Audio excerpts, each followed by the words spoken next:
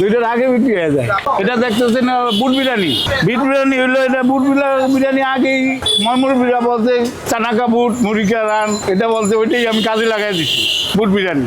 আমি এখানে আছি 84 সালে থেকে 40 বছর।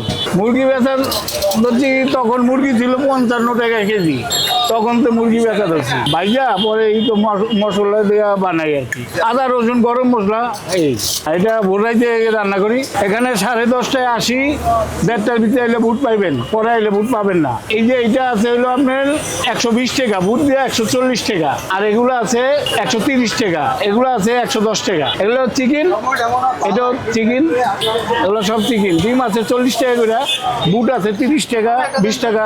বেশি আনি না মামা, আমার এটা বাড়িতে আমার অনেক কাজ বুঝছেন, এই জন্য আমি বেশি আনি না। ভোররাইতে উঠতে হয় তো আমার যায়, আবার একটু আরাম করতে হয়, ঘুমাইতে হয় বুঝছেন, এই জন্য আমি বেশি আনি না। মুরগি আনি হলো আপনার 5 কেজি মুরগি আনি, ডিম আনি 30টা।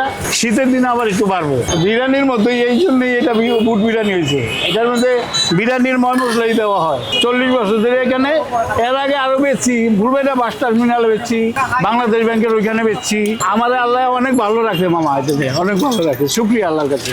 এটা মামা আমি রান্না করতে করতে আমারও মনে করেন অভিজ্ঞতা হয়ে গেছে। এরকম করলে টেস্ট হবে, এটা আমার পাকাইতে বুঝতে পারি যে কেমনি করলে ভালো হয়, এই চেষ্টা করছি আমি। উনি খুব একটা সাধারণ মানুষ, উনি বেশি না 20 টাকা করে বুট বিক্রি করে, 20 টাকা থেকে 80 টাকা 120 টাকা। এই অবস্থান থেকে আলহামদুলিল্লাহ উনি এখন খুব ভালো অবস্থানে আছে। ওনার ব্যক্তিগত এই বিজনেস থেকে উনি অনেক কিছু করছে। এখন উনি একটা বাড়ি করতেছে অনেক বড় করে, 30টার বেশি সিএনজি আছে, এগুলা ভাড়া দেয়, এগুলা থেকে আসে, এবং এখান থেকে মূল শুরু, ওনার মূল হচ্ছে এখান থেকে শুরু।